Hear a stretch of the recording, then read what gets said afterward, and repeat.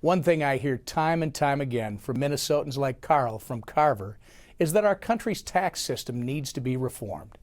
I absolutely agree with Carl. Our uncompetitive, confusing, and antiquated tax system is stifling the upward mobility of the poor and middle class, and it's restricting economic growth that would enable more Americans to realize their American dream. The House of Representatives has taken large steps toward pro-growth and pro-job reforms, which will revitalize the American economy. However, comprehensive tax reform must not be forgotten. It's essential to sustainable and robust economic development that will launch America forward for decades to come. I'm sure many of you are aware that our country's corporate income tax rate is one of the highest in the world.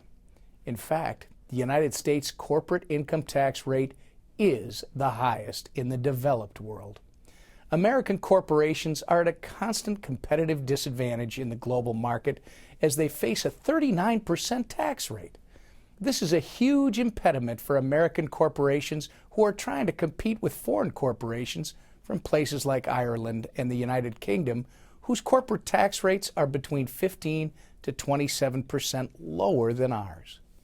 Many people fail to understand that while corporations may write a check to the government to pay the tax, it's actually the citizen consumers of goods and services, you and me, who pay this exorbitant tax. A corporation is not a real person. A corporation is a business that will try to pass on all costs to the consumer. Again, you and me. This includes the corporation's tax liability.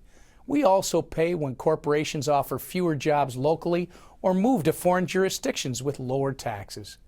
Here in Minnesota, we know the real-life consequences of our outdated tax system.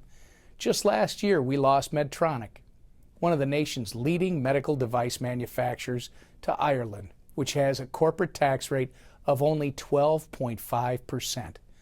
We were forced to watch as one of our state's top 20 employers chose to move their headquarters overseas.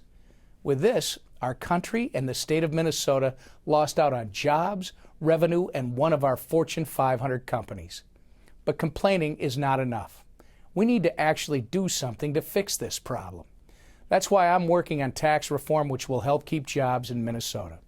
My proposal would set the U.S. corporate tax rate at 10 percentage points less than the average corporate tax rate of the free market countries who are members of the Organization for Economic Cooperation and Development.